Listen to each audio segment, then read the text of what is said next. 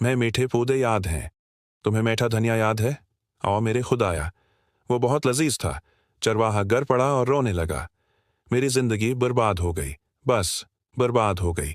भीड़ों के बगैर चरवाहा क्या है? भेड़ों के बगैर चरवाहा क्या है? भीड़ें आपस में बातें करने लगीं। ना ना ना ना ना ना, चरवाहा हमसे बहुत प्यार करता है। हम अपने चरवाहे पर यह मुसीबत कैसे ला सकते हैं?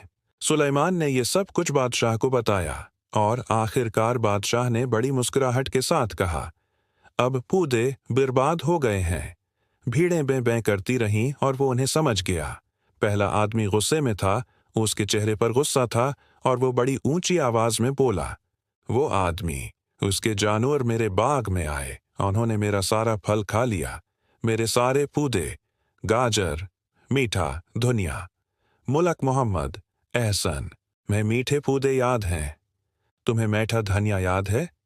अब मेरे खुदाया, वो बहुत लजीज था और किसान के पास न बेचने के लिए कुछ है न खाने को, लेकिन फिर भी उसकी अपनी जमीन है। इसलिए अगर चरवाहा अपनी सारी भीड़ें किसान को दे दे तो उसके पास कुछ नहीं होगा, तो ये भी इंसाफ नहीं है। चरवाहा जमीन की देखभाल करेगा, वो बीज बोएगा, वो फसलों की देखभाल करेगा। उसी वक्त किसान भीड़ों की देखभाल करेगा, वो हमारी और इस्तेमाल के लिए हासिल करेगा, और जब तमाम सब्जियां और अनाज दोबारा उगाए जाएंगे तो वो ज़ाये होने वाली फसल की अदायगी करेगा ताकि दोबारा काम शुरू कर सके। चरवाहा मुस्कुराया, किसान भी मुस्कुराया, बादशाह भी मुस्कुराया और भीड़ें खुशी से ये कहते हुए वापस लौट गईं, वाह वाह वाह। एक दफा का जिक्र है कि एक बादशाह और उनका बेटा सुलेमान था। और सुलेमान जानवरों के दरमियान होने वाली गुफ्तगू को समझ लेता था। वो मछली, भीड़ों और कीड़ों के दरमियान होने वाली गुफ्तगू को समझ गया। बादशाह पूरी दुनिया का सफर करता था और अपने बेटे सुलेमान को अपने साथ ले जाता था, क्योंकि वो चाहता था कि सुलेमान इनसे हिकमत सीखे। सुलेमान को भीड़ बहुत पसंद थी। उनके पास उनके खूबसूरत कोट थे।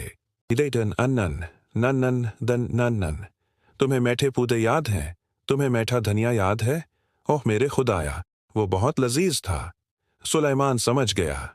उसने बादशाह को बताया कि वो क्या कह रही हैं। चनांचा बादशाह ने हुक्म दिया, मेरा नतीजा ये है कि उस किसान के पौधे तबाह हो गए हैं और उसके पास खाने या बेचने के लिए कुछ नहीं बचा है।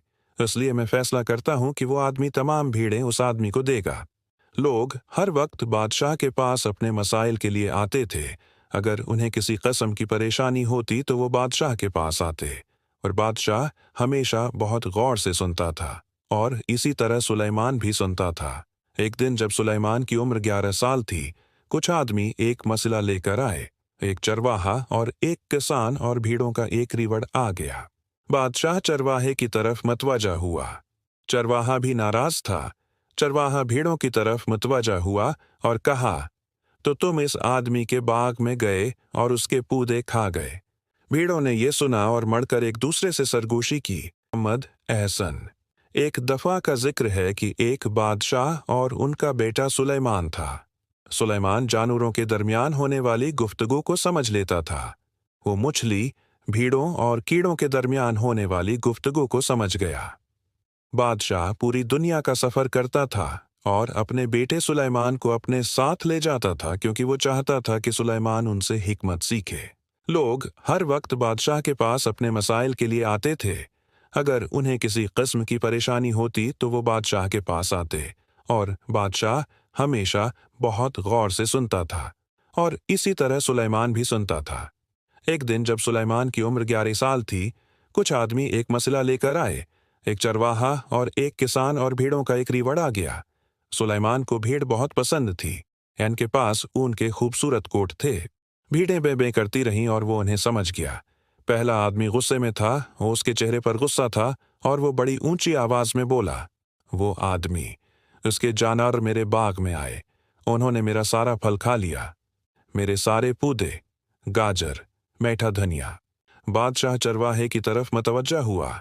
चरवाहा भी नाराज था। चरवाहा भीड़ों की तरफ मतवज्जा हुआ और कहा, तो तुम इस आदमी के बाग में गए और उसके पौधे खा गए। भीड़ों ने यह सुना और मड़कर एक दूसरे से सरगोशी की। अनन अनन्नन अनन्नन। तुम्हें मैठे पूदे याद हैं? तुम्हें मैठा धनिया याद है? ओ मेरे खुदाया, वो बहुत लजीज था। सुलेमान समझ गया। उसने बादशाह को बताया कि वो क्या कह रही हैं। चनांचा बादशाह ने हुक्म दिया, मेरा नतीजा ये है कि उस किसान के पूदे तबाह हो गए हैं और उसके पास खाने या बेचने के लिए कुछ नहीं बचा है। इसलिए मैं फैसला करता हूं कि वह आदमी तमाम भीड़ें इस आदमी को देगा। चरवाहा गिर पड़ा और रोने लगा। मेरी जिंदगी बर्बाद हो गई, बस बर्बाद हो गई। भीड़ों के बगैर चरवाहा क्या है? भीड़ों के बगैर चरवाहा क्या है? भीड़ें आपस में बातें करने लगें। नन न नन नन नन नन।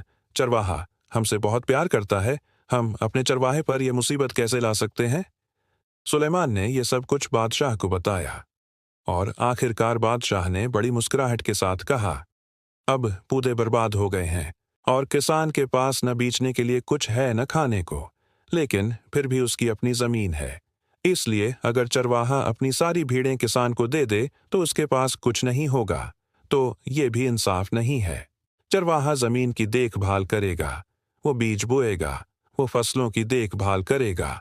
उस वक्त किसान भीड़ों की देखभाल करेगा, वो हमारी ओन इस्तेमाल के लिए हासिल करेगा, और जब तमाम सब्जियां और अनाज दोबारा उगाए जाएंगे तो वो ज़ाये होने वाली फसल की अदायगी करेगा ताकि दोबारा काम शुरू कर सके। चरवाहा मुस्कुराया, किसान भी मुस्कुराया, बादशाह भी मुस्कुराया और भीड़ें खुशी से ये कहते हुए वापस लौट गईं, वाह वाह वाह।